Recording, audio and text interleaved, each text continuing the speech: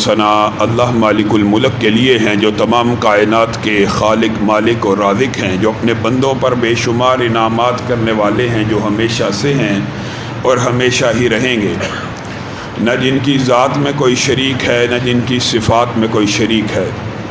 حمد و ثنا کے بعد لاکھوں کروڑوں درود و سلام ہو اس ہستی اقدس و مقدس پر کہ جن کا نام نامی اور اسم گرامی حضرت محمد رسول اللہ صلی اللہ علیہ وآلہ وسلم ہے، جنہیں تمام کائنات کا ہادی، رہنما، مقتدا، پیشوا، رہبر، امام بنا کر بھیجا گیا، اور جن کے قلب اطہر پر اللہ رب العزت نے اپنی آخری کتاب حمید کو نازل فرمایا۔ حمد و ثنا اور درود و سلام کے بعد لاکھوں رحمتیں ہوں آپ کے صحابہ پر، امت کے ادیبوں پر، شہیدوں پر، واعظین پر، مبلغین پر، مصنفین پر، محدثین پر کہ جن کی وجہ سے اسلام ٹھیک اور مکمل حالت میں ہم تک پہنچا۔ معزز سامعین گرامی قدر، سیرت النبی کے حوالے سے گزشتہ کچھ عرصے سے آپ کے سامنے چند گزارشات کو رکھ رہا ہوں۔ ہم سیرت النبی کے اس سبق کے اوپر موجود ہیں کہ رسول اللہ صلی اللہ علیہ وسلم نے خود اور ان کے صحابہ نے اس دین کی خاطر کس قدر قربانیاں دی، حالانکہ وہ تو لکھے پڑھے تقدیر میں جنتی تھے، لیکن انہوں نے بھی اس دین کی خاطر اتنی ان گنت قربانیاں دیں۔ کیوں دیں؟ میرے اور آپ کے لیے ایک مشعل راہ سیٹ کرنے کے لیے، ایک راستہ اور طریقہ، ایک گائیڈ لائن، ایک پیرامیٹر سیٹ کرنے کے لیے کہ اگر دین کے راستے کے اوپر چلنا ہے تو کبھی ابتلائیں بھی آئیں گی، کبھی مشکلات بھی آئیں گی، کبھی مالوں سے آزمایا جائے گا، کبھی جانوں سے آزمایا جائے گا، لیکن تمہارے قدم کے اندر لرزش نہیں آنی چاہیے، تمہیں ڈگمگانا نہیں چاہیے، تمہیں ڈولنا نہیں چاہیے۔ سیرت النبی کے اندر محمد الرسول اللہ صلی اللہ علیہ وسلم کے اوپر جس قدر تکلیفوں کے ابواب ہیں جو آپ کے سامنے پہلے بھی رکھے، انہی تکلیفوں میں سے ایک عظیمت کا، استقامت کا، صبر کا، جرت کا، ہمت کا عظیم الشان باب شعب ابی طالب کے اندر رسول اللہ صلی اللہ علیہ وسلم اور ان کے ساتھیوں کا پناہ لینا اور ان کے ساتھ قریش مکہ کا ہر قسم کا بائیکاٹ کرنا بھی موجود ہے۔ رسول اللہ صلی اللہ علیہ وسلم کے ساتھیوں پہ ظلم و ستم بڑھتے گئے یہاں تک کہ قریش مکہ نے آپس میں ایک ایگریمنٹ کیا، معاہدہ کیا، لکھ لیا، دستاویز بنا کے خانہ کعبہ کے اندر ٹانگ دی۔ کیا لکھا؟ بنو عبد المطلب یعنی ابو طالب ہی نہیں، رسول اللہ صلی اللہ علیہ وسلم کے دادا کے ساتھ متعلق جتنے بھی رشتے ہیں ان سب کا معاشرتی بائیکاٹ ہوگا۔ کس قسم کا بائیکاٹ؟ ان سے نہ شادی بیاہ کیا جائے گا، نہ مال تجارت خریدا جائے گا، نہ مال تجارت فروخت کیا جائے گا۔ کس قسم کا بائیکاٹ؟ نہ ان کو کھانا بیچا جائے گا، نہ خوراک بیچی جائے گی۔ اس قسم کا بائیکاٹ کہ جب تک محمد الرسول اللہ صلی اللہ علیہ وسلم کو بنو عبد المطلب ہمارے حوالے نہیں کرتے تب تک ہم ان کا یہ بائیکاٹ جاری رکھیں گے۔ ادھر سے یہ دستاویز قریش مکہ نے خانہ کعبہ پہ ٹانگ دی، ادھر بنو عبد المطلب بیچ میں کفار بھی تھے، بیچ میں مسلمان بھی تھے، انہوں نے کچھ نے قبائلی عصبیت کی بنیاد کے اوپر، کچھ نے ایمان اور تقوی کی بنیاد کے اوپر محمد الرسول اللہ صلی اللہ علیہ وسلم کے دفاع کا اعلان کیا۔ کہا یہ کیا کہتے ہو کہ محمد کو خود اپنے ہاتھوں سے صلی اللہ علیہ وسلم تمہارے حوالے کر دیا جائے تاکہ تم ان کو قتل کر دو؟ پھر ہم کیوں کر زندہ رہیں؟ یہ قبائلی عصبیت بھی ابھری، لیکن انہیں اندازہ نہیں تھا کہ اس عصبیت اور فیصلے کے جو نتائج ہیں وہ کیا برآمد ہوں گے۔ جناب ابو طالب جو ساری زندگی رسول اللہ صلی اللہ علیہ وسلم کا دفاع کرتے ہوئے نظر آئے، آج بھی آگے بڑھ کے رسول اللہ صلی اللہ علیہ وسلم کا دفاع کیا۔ پہلی رات شیب ابی طالب میں آئی، اس طرح دفاع کرتے ہوئے نظر آتے ہیں۔ دیکھا سب سو گئے ہیں، محمد رسولullah सल्लल्लाहु अलैहि वसल्लम को उनके बिस्तर से उठाया, अपने रिश्तेदारों के बिस्तर में खलत कर दिया कि किसी को मालूम ना हो कि कुफार मक्का और कुरैश मक्का अगर रात की तरीकी में हमला करें, किसी को पता ना लग सके कि मोहम्मद रसूलुल्लाह कौन से हैं, मेरा बेटा, मेरा भतीजा कोई और शहीद भी हो जाए, कत्ल भी हो जाए, मोहम्मद रसूलुल्लाह को आंच नहीं आनी चाहिए। इस तरह बनु अब्दुल मुत्तलिब ने शेब अबी तालिब में रसूलुल्लाह सल्लल्लाहु अलैहि वसल्लम का साथ दिया। लेकिन हुआ क्या, मुआशरती बायकॉट ऐसा था, इतनी सख्ती थी, खुराक खरीदने की इजाज़त नहीं थी, खुराक खरीदने की इजाज़त नहीं थी। और मुअर्रिखीन मुहद्दिसीन ने लिखा सही सनद के साथ कि शेब अबी तालिब की घाटी के अंदर, उस घाटी में ऐसे ऐसे मुहय्यरुल अकूल वाक़यात आए, उमर भी हैं, अमीर हमजा भी हैं, जरी भी हैं, जुर्रतमंद सहाबा भी मौजूद हैं, लेकिन अपनी अमीर की इताअत कर रहे हैं। रसूलुल्लाह सल्लल्लाहु अलैहि वसल्लम ने सब्र का हुक्म दिया, इस्तिकामत के ये पहाड़ वहां पे सब्र करके बैठे हुए हैं, जुर्रत भी है, लड़ने की ताकत मौजूद है, लेकिन रसूलुल्लाह सल्लल्लाहु अलैहि वसल्लम को अंदेशा था कि इस वक्त अगर तलवार को उठाया गया तो कुफारे मक्का और कुरैश मक्का हो सकता गालिब आ जाएं। मेरी ये तैयार करदा जमात, ये नकूशे अज़मत रफ्ता, ये नफूस कुदसिया जिनको मैंने बड़ी मेहनत से तैयार की है, कहीं मेरी कुल जमा पूंजी लुट ना जाए, इसलिए रसूलुल्लाह सल्लल्लाहु अलैहि वसल्लम ने यहाँ पे सब्र, इस्तिकामत, अजीमत, इस्तक़लाल और मुसीबतों के ऊपर अल्लाह का शुक्र करने का ऐलान किया। किस किस्म का शुक्र? सही सनद के साथ ये बात मौजूद है कि शेब अबी तालिब में से कोई सहाबी और रसूलुल्लाह का साथी उठता, भूख से गिरने लगता, खुराक का बायकॉट, वो क्या खाता? दरख्तों के पत्ते।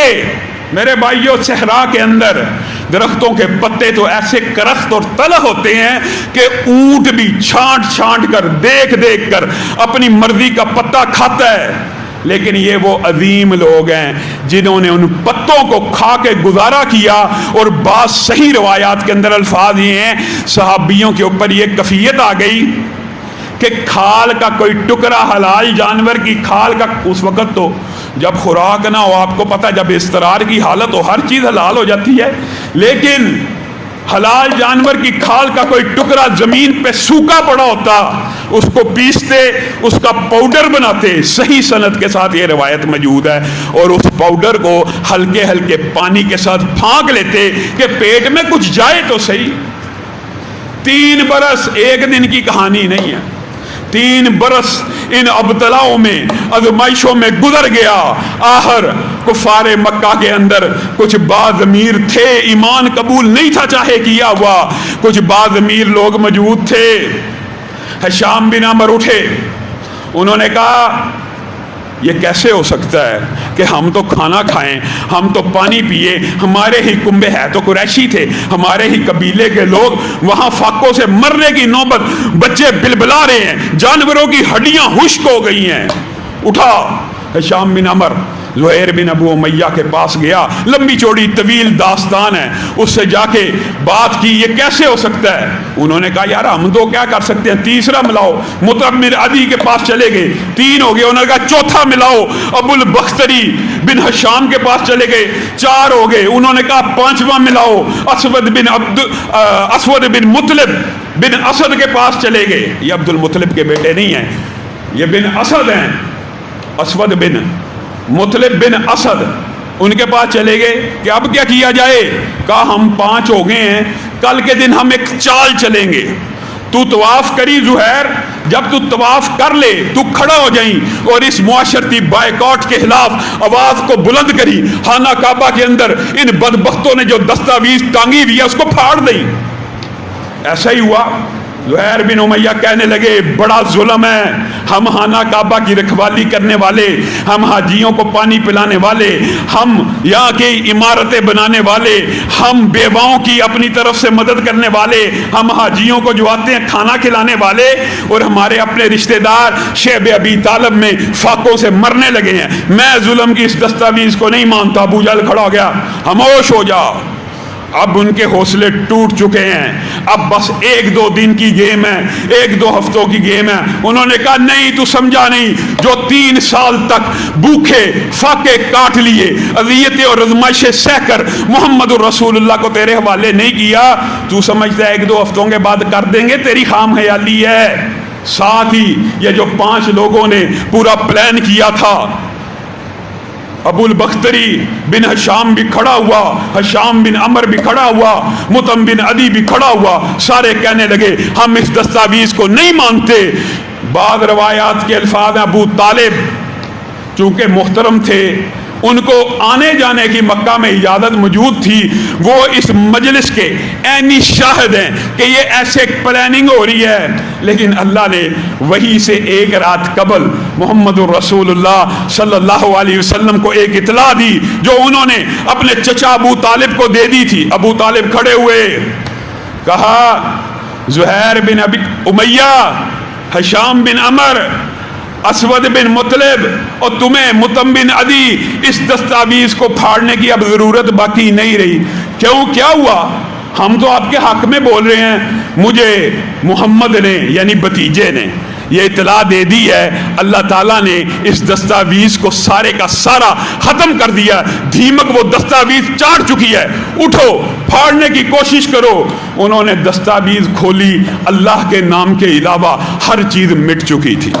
یہ معاشرتی بائیکاٹ اس طرح ختم ہوا۔ رسول اللہ صلی اللہ علیہ وسلم نے ابتلاؤں اور مشکلات کے اندر جس قسم کی عظیمت کا، استقلال کا مظاہرہ کیا، اللہ کی قسم رسول اللہ صلی اللہ علیہ وسلم کا یہ باب نا سیرت میں ہمیں پڑھایا نہیں جاتا۔ سابقہ انبیاء کے اندر تکلیفیں آئی ہیں، انبیاء کو آروں سے چیرا گیا، ابراہیم کو آگ میں پھینکا گیا ہے، ابراہیم کے اوپر مشکلات آئیں، انبیاء کے اوپر مشکلات آئیں، لیکن محمد رسول اللہ صلی اللہ علیہ وسلم کی بات سے زیادہ سچی بات کسی کی نہیں ہو سکتی۔ آپ نے خود کہا جس طرح کی تکلیفیں، جس طرح کی آزمائشیں مجھے میرے اپنے ہی رشتہ داروں نے دی، آپ کا کسی نبی کو نہیں دی۔ یہ رسول اللہ کے رشتہ داری تو تھے، کوئی چچا ابو لہب تھا، کوئی پھپھا ہے، کوئی چچا ہے، کوئی خاندان کا ہے، سارے قریشی ہیں، رسول اللہ کے ساتھ نسب ملتا ہے۔ رسول اللہ صلی اللہ علیہ وسلم نے یہ آزمائشیں، یہ تکلیفیں کیوں صحیح ہیں؟ کیا رسول اللہ صلی اللہ علیہ وسلم جنتی نہیں تھے؟ پہلے بھی آپ کے یہ بات سامنے، صحابہ جنتی نہیں تھے؟ بشارتیں مل گئی ہوئی ہیں۔ یہ تکلیفیں میرے اور آپ کے لیے، رہتی دنیا تک کے لیے ایک استقامت کا باب، ایک دین پہ چلنے کے راستے متعین کرنے کے لیے۔ میرے بھائیوں، یہ وہ مشکل کا ایسا عظیم سال تھا۔ شیب ابی طالب سے نکلے، چچا ابو طالب کا انتقال ہو گیا۔ یہ بھی ایک لمبا چوڑا باب ہے، انشاءاللہ اس کے حوالے سے بعد ازاں کبھی گفتگو کریں گے۔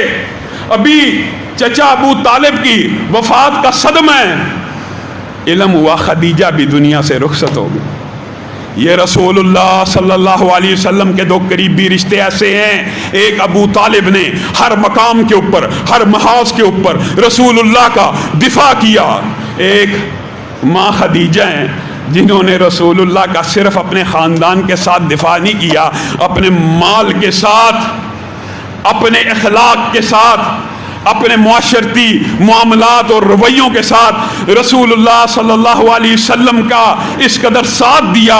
امی خدیجہ کے اوپر انشاءاللہ وقت آئے گا جب مکمل طور پہ انشاءاللہ ان کے فضائل و مناقب کو کوشش کریں گے کہ ایک جمعے میں بیان کیا جائے۔ ابھی یہ جو سال ہے، رسول اللہ صلی اللہ علیہ وسلم اس سال میں غم کا شکار ہیں، پریشانی کا شکار ہیں۔ کیا نوحہ کیا؟ کیا گریبان کو چاک کیا؟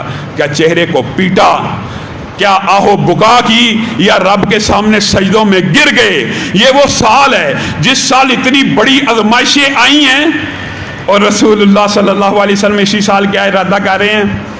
میں اپنے ساتھیوں کے لیے یہ جو ایک دستہ، یہ جو ایک خوبصورت گلدستہ میں نے تیار کیا ہے، ان کے لیے ایک ایسی جگہ ڈھونڈنا چاہتا ہوں جس کے اندر یہ دعوت و تبلیغ بھی کرے۔ جیسے آپ کے سامنے پہلے رکھا، ہجرت حبشہ کا مقصد بھی دعوت کا نیا میدان تیار کرنا تھا، اسی طرح سفر طائف کا مقصد صرف ہجرت کرنا نہیں تھا بلکہ دعوت کا ایک نیا میدان قائم کرنا تھا۔ رسول اللہ صلی اللہ علیہ وسلم مکی زندگی میں ہمیشہ ان میدانوں کے اوپر غور کرتے رہے، حبشہ کے اوپر، طائف کے اوپر، مدینہ کے اوپر، کہ میں کہاں پہ جا کے ایک اسلامی ریاست، ایک دعوت اور دین کا ایک مرکز قائم کر سکتا ہوں۔ اسی سوچ اور فکر کے تحت آپ نے طائف کا سفر اختیار کیا۔ میرے اور آپ کے جیسا کوئی ہوتا، چچا فوت ہو گیا ہے، بیوی فوت ہو گئی ہے، کچھ دن ریسٹ کرنا چاہیے، کچھ سوچنا چاہیے، نہیں، کھڑے ہو گئے۔ اور اللہ کی قسم یہ جو سفر طائف ہے یہ عظیمت کی، قربانیوں کی ان منٹ داستان ہے۔ آج صرف کہنے والا، آپ سننے والے بھی، میں اپنی بات کرتا ہوں، چلے آج کلمہ پڑھا ہوا ہے اور رسول اللہ صلی اللہ علیہ وسلم کی تھوڑی سی نوکری کرتے ہیں، اللہ کی تھوڑی سی نوکری کرنے کی کوشش کرتے ہیں، جہاں جاتے ہیں لوگ پھولوں سے استقبال کرتے ہیں، پلکوں کو بچھاتے ہیں، دلوں کو فراخ کرتے ہیں، زندہ باد کے نعرے لگاتے ہیں۔ اور وہ رسول جب خود طائف میں گیا ہے اور جا کر وہاں پہ گفت و شنید کی ہے، عجیب منظر کائنات نے دیکھا، لوفر، لچے اور لفنگوں کو بنو ثقیف نے اور بعد میں بنو ثقیف کا انہوں نے رسول اللہ کے پیچھے لگا دیا، پتھر مارے جائیں۔ آج اس رسول کے کلمہ گو ہمارا استقبال پھولوں سے ہو، اور وہ نبی جس کا کلمہ پڑھا ہے ہم نے، اس کا استقبال پتھروں سے ہو رہا ہے، کنکریوں سے ہو رہا ہے، برا بلا کہا جا رہا ہے، گالیاں دی جا رہی ہیں۔ رسول اللہ صلی اللہ علیہ وسلم کے چہرے پہ بھی پتھر لگے، سینے پہ بھی پتھر لگے، پاؤں پہ بھی پتھر لگے۔ مورخین نے لکھا اور رسول اللہ نے خود کہا، آپ سے پوچھا گیا شیب ابی طالب میں آپ کے ساتھ جو ظلم و ستم ہوا اس سے سخت دن تو کوئی نہ آپ کی زندگی میں ہوگا۔ رسول اللہ نے کہا اس سے بھی سخت دن میری زندگی میں آیا تھا جب میرا چہرہ بھی لہو رنگ تھا، سینہ بھی لہو رنگ تھا، کپڑے بھی لہو رنگ تھے، ایڑیاں بھی لہو رنگ تھی، اور میری ایڑیاں خون سے اس طرح بھری ہوئی تھی کہ میرے جوتوں کے ساتھ چپکی چلی جا رہی تھی۔ اس وقت میں بڑی تکلیف محسوس کرتا تھا، میں بڑی آزمائش محسوس کرتا تھا۔ یہ رسول اللہ کی زندگی کے 10ویں سال پہلا دن ہے جب رسول اللہ صلی اللہ علیہ وسلم کی زبان سے ایک لفظ نکلا، انما اشکو الیک۔ یہ وہی لفظ ہے جو سابقہ انبیاء نے کہا تھا، انما اشکو بسی وحزنی۔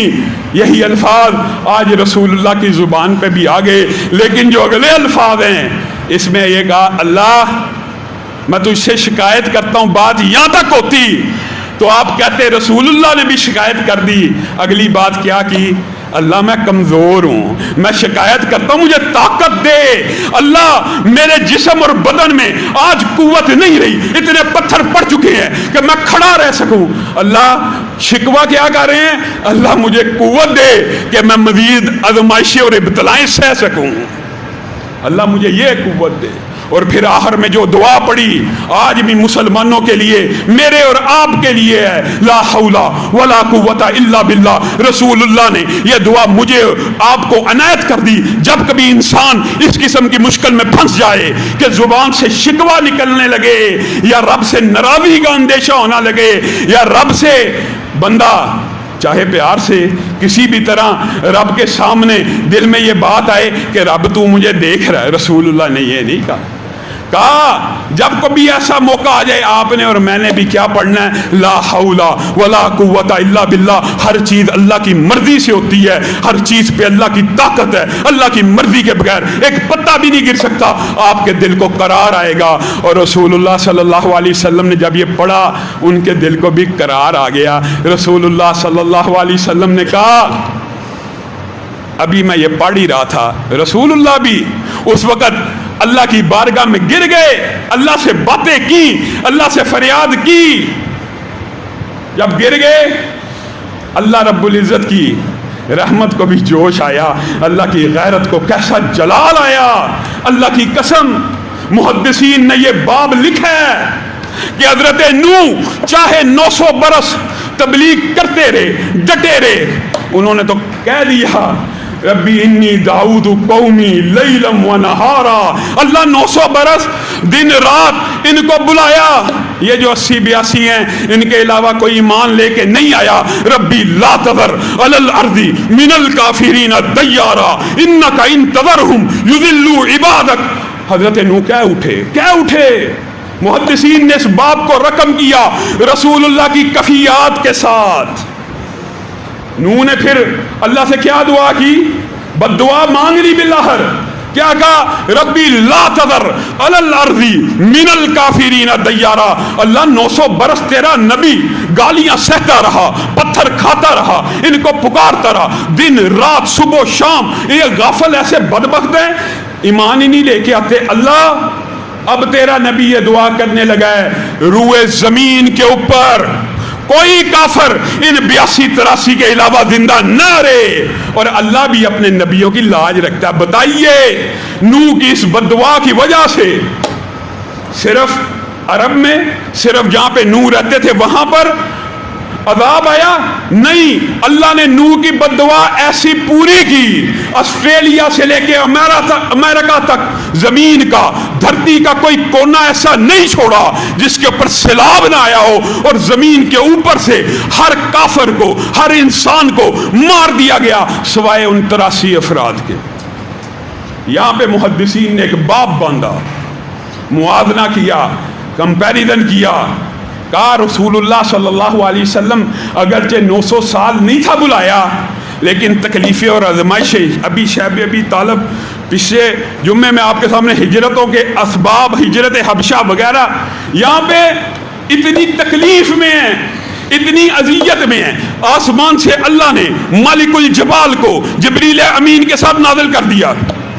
سوال کیجئے اے محمد صلی اللہ علیہ وسلم، اللہ نے پہاڑوں کا فرشتہ میرے ساتھ نازل کیا ہے، آج آپ نے اللہ کے سامنے کچھ الفاظ ایسے کہے ہیں، رب کہتا ہے محمد سے جا کے پوچھئے، حکم دیا جائے کفار کو پہاڑوں کے درمیان پیس کے رکھ دیا جائے اور آپ کے کلیجے کو ٹھنڈا کر دیا جائے۔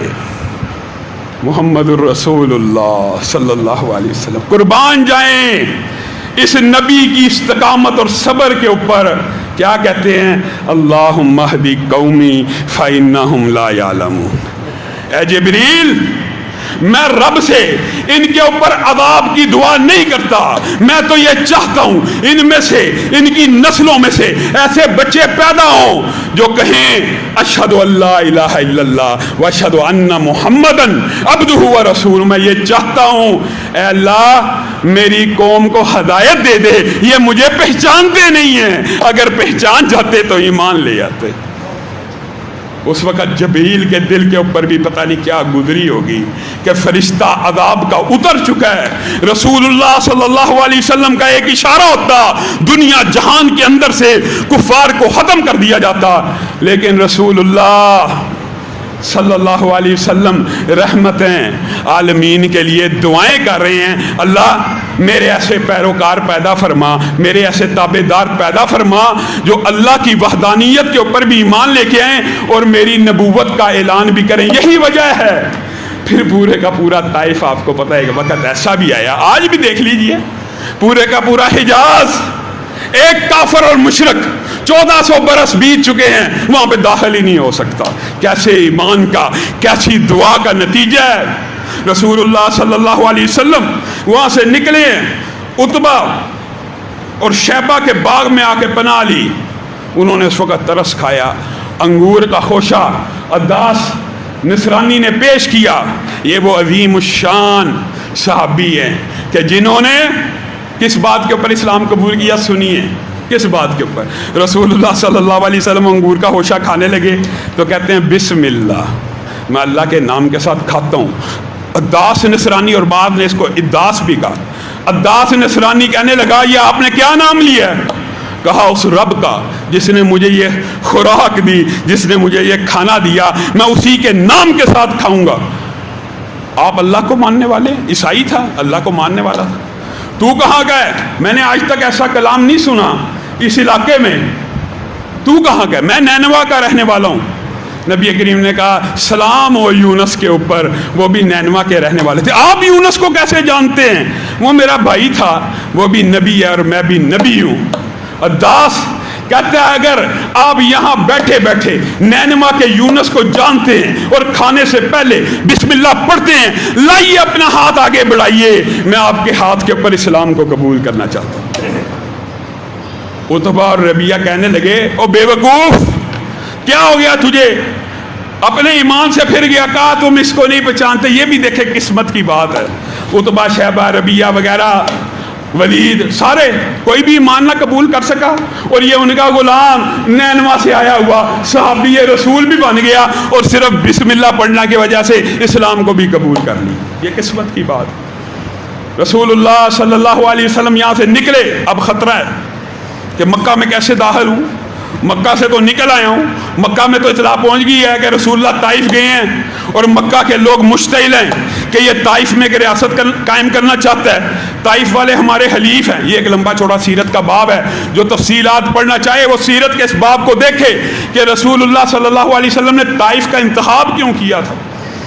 یہ قریش کے حلیف تھے۔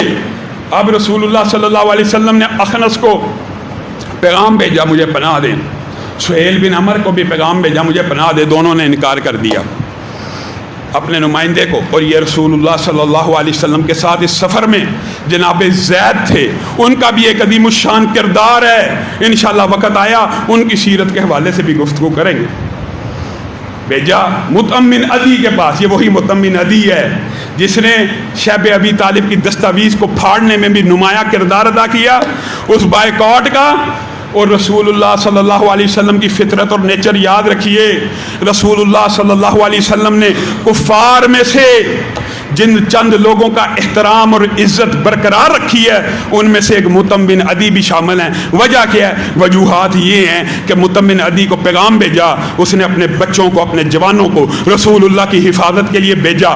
رسول اللہ خانہ کعبہ آئے، 2 رکعت نفل کو ادا کیا، گھر تک چھوڑ کے آئے۔ مطعم بن عدی خانہ کعبہ میں کھڑا ہوا، قریش کو کہنے لگا سن لو، میں نے محمد بن عبداللہ، ایمان تو نہیں تھا لایا، محمد بن عبداللہ صلی اللہ علیہ وسلم کو پناہ دی ہے، خبردار کوئی میری پناہ نہ توڑے۔ اسی وجہ سے آپ کو یاد ہوگا انشاءاللہ جب بدر کی بات آئے گی، ایک صرف یاد دہانی کے لیے رسول اللہ صلی اللہ علیہ وسلم نے بدر کے قیدیوں کو دیکھ کے کیا کہا تھا؟ اگر مطعم بن عدی زندہ ہوتا اور مجھ محمد صلی اللہ علیہ وسلم کو صرف یہ کہہ دیتا کہ اے اللہ کے رسول یا محمد صلی اللہ علیہ وسلم ان سب کو آزاد کر دیا جائے، تو میں مطعم بن عدی کے قول کے اوپر لبیک کہتا ہوا 1 روپے کے بغیر ان سب کو آزاد کر دیتا۔ یہ رسول اللہ صلی اللہ علیہ وسلم کا اخلاق کس کے ساتھ ہے؟ کافروں کے ساتھ، جنہوں نے رسول اللہ صلی اللہ علیہ وسلم کے ساتھ احسانات کیے۔ اور حسان بن ثابت نے مطعم بن عدی کی شان میں قصیدہ کہا، لیکن قصیدے کے جو الفاظ ہیں نا، اس کے ایک جملے کے اوپر آپ نے ذرا غور کرنا ہے تاکہ ایمان اور ہدایت کہیں دلوں سے نکل نہ جائے۔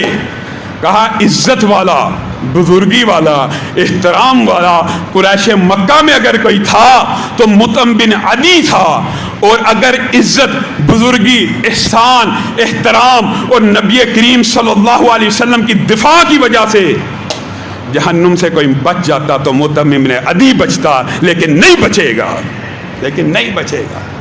کیونکہ اقرار نہیں کیا توحید کا، رسالت کا اقرار نہ کیا جائے تو اللہ تعالیٰ اس کے ایمان کو قبول نہیں کرتا۔ اللہ رب العزت جو کہا گیا، جو سنا گیا، اس کو سمجھنے کی توفیق عنایت فرمائے۔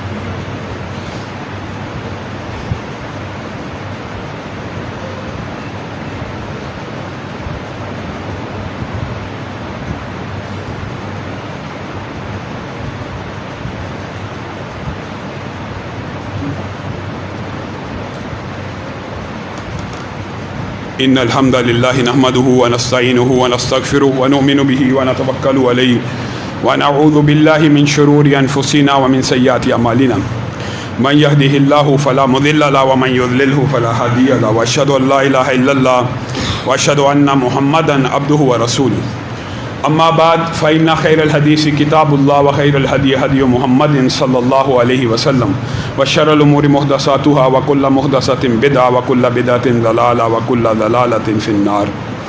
معزز سامعین گرامی قدر، گزشتہ خطبے میں، گزشتہ جمعے میں آپ کے سامنے پارلیمنٹ سے منظور شدہ ایک بل کے حوالے سے چند گزارشات کو آپ کے سامنے رکھا تھا.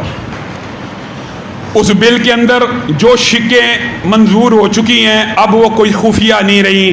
پہلے عجیب بات ہے، ہمارے معاشرے کے اندر جب بھی کوئی ایسی بات کی جاتی ہے، نہیں ایسا نہیں ہوا، نہیں آسیہ نہیں بھاگی، نہیں یہ نہیں ہوا، اور جب بات ثابت ہو جاتی ہے پھر نئے دلائل تراشے جاتے ہیں.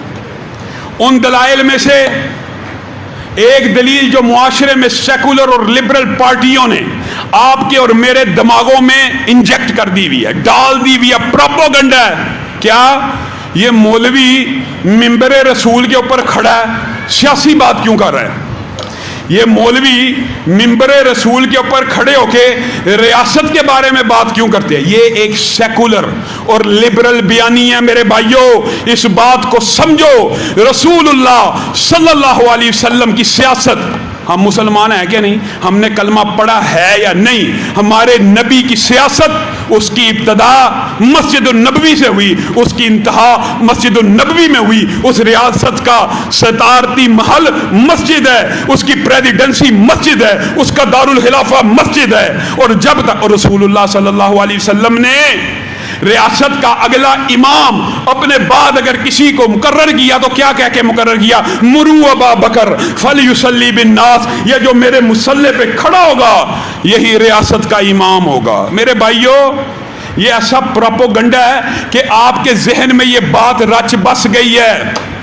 جب تک مصلی کا امام، ریاست کا امام رہا، اسلام غالب رہا، دین قائم رہا، دین کی پوری دنیا کے اوپر حکومت رہی.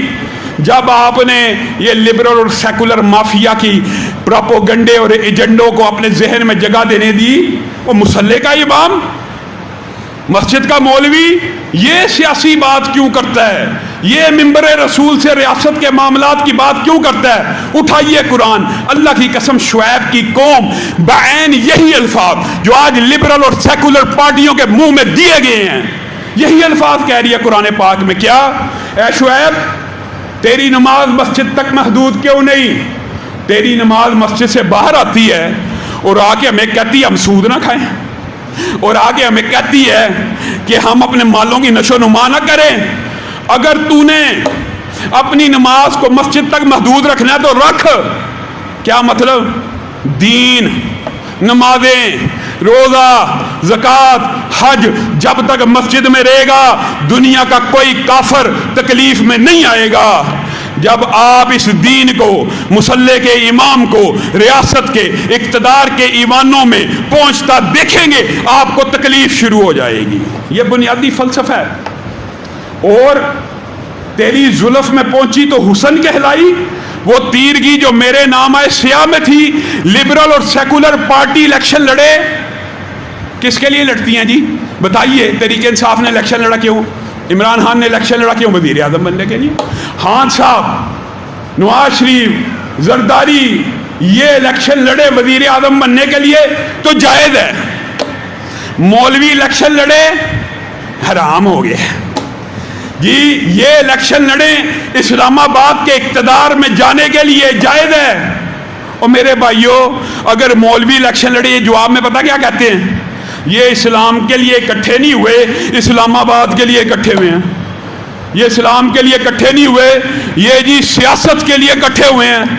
اور بھائی، مولوی اگر اسلام کی بنیادوں کے اوپر ہونے والے حملوں کو آپ کے سامنے اجاگر کرتا ہے، آپ کو یہ خطرہ محسوس ہوتا ہے، یہ تو لاکھوں کی تعداد میں سڑکوں میں نکل آئے ہیں، اب یہ سیاست اور ریاست کے ایوانوں میں پہنچنے کے قابل ہو جائیں گے. اتنے بڑے جلوس، اتنے بڑے جلسے، دفاع صحابہ کی اتنی عظیم ریلیاں، ختم نبوت کے اتنے بڑے اجتماعات، لاکھوں کے اندر بلا مبالغہ اجتماعات ہو رہے ہیں، لاکھوں کے اندر، ان کو مڑوڑ اٹھنا شروع ہو گیا. وہ یہ کیا ہو گیا؟ یہ تو اسلامی کارڈ چل گیا، اسلام کے لیے لوگ نکل آئے ہیں، یہ تو اقتدار کے ایوانوں میں پہنچ جائیں گے. عجیب فلسفہ. مولوی الیکشن لڑے اقتدار کے لیے تاکہ وہاں جا کے کوئی اسلام کی بات ہو سکے، قومی اسمبلی، صوبائی اسمبلی، سینٹ میں، تو یہ حرام ہے. اور میرے بھائیوں، یہ جو الیکشن لڑتی ہیں لبرل اور سیکولر پارٹیاں، یہ جمعدار کا الیکشن لڑتی ہیں، یہ چوکیدار کا الیکشن لڑتی ہے، یہ بھی ایم پی اے کا الیکشن لڑتی ہے، یہ بھی امن، ان کے لیے حلال ہے. ہاں، کیوں حلال ہے؟ آپ کو یہ پروپیگنڈا بتایا گیا جی مولوی مسجد کے اندر سیاست اور ریاست کی بات کیوں کر رہا ہے. ان بدبختوں کو یہ پتہ نہیں ہے کہ جدا ہو دین سیاست سے تو رہ جاتی ہے چنگیزی. یہ معاشرے کے اندر جو سیاست ہے نا، یہ صرف چنگیزیت ہے، سیاست نہیں ہے. کیوں؟ آپ نے یہ کہا، آپ نے کہا، آپ ذمہ دار ہیں. مولوی کا کیا کام ہے سیاست میں؟ دیندار کا کیا کام ہے سیاست میں؟ نیک بندے کا کیا کام ہے جی سیاست میں؟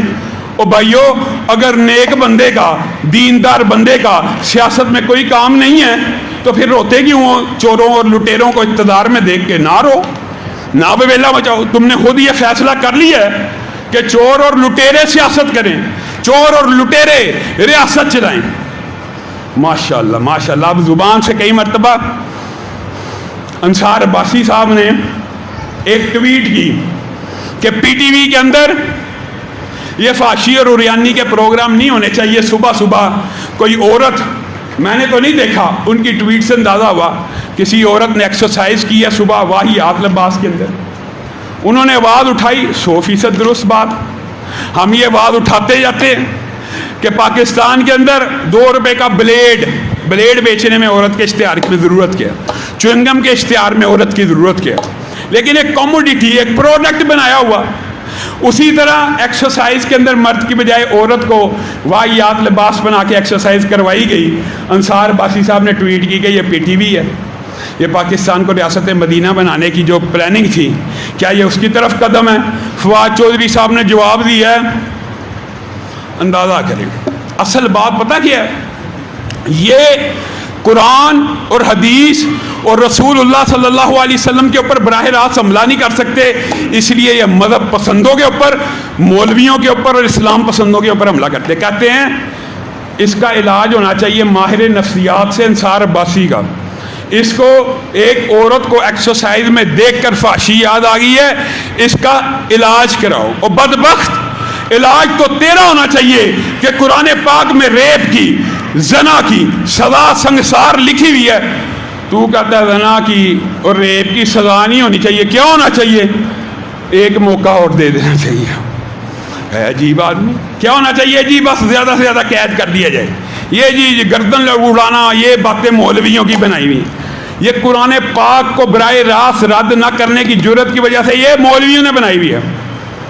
اور دکھ اور افسوس کا ایک اور مقام بھی ہے. ہمارے ایک ساتھی ہیں پسرور کے اندر، بلال صاحب، ان کی داڑھی کو اس علاقے کے وڈیروں نے نوچا. کس وجہ سے؟ یہ جی ہماری بھینسیں اپنے علاقے سے نکال رہا تھا امام مسجد کو. میرے بھائیوں، یہ جو ظلم و ستم ہے، یہ جو بربریت ہے، میں اس کے بارے میں ایک بات ضرور کہہ کے اپنی بات کو ختم کرتا ہوں کہ میں اگر سوختہ ساما ہوں تو یہ روز سیاہ خود دکھایا ہے میرے گھر کے چراغاں نے مجھے. اپوزیشن کی 35 ارکان اس دن کہاں پہ تھے جس دن یہ بل پارلیمنٹ سے منظور ہو رہا تھا کہ وقف کے اوپر مسجد نہیں بن سکتی؟ کہاں تھے؟ جان بوجھ کے غائب ہوتے ہیں. یہ لبرل اور سیکولر پارٹیاں اندر سے ایک ہیں، ان کا ایجنڈا بھی ایک ہے. یہ صرف نوکری کاری ہوتی ہیں جی میں غلام ہوں، دوسرا کہتا ہے میں اس سے بڑا غلام ہوں. ہمارے ایک ساتھی ہیں جمشید اقبال صاحب، ان کے والد کا انتقال ہوا، اور اسی طرح ایک طالب علم ہے، ان کے رشتہ دار کا انتقال ہوا. جمعے کے بعد انشاءاللہ ان کی غائبانہ نماز جنازہ ہوگی. سبحان ربک رب العزت عما یصفون وسلام علی المرسلین والحمد للہ رب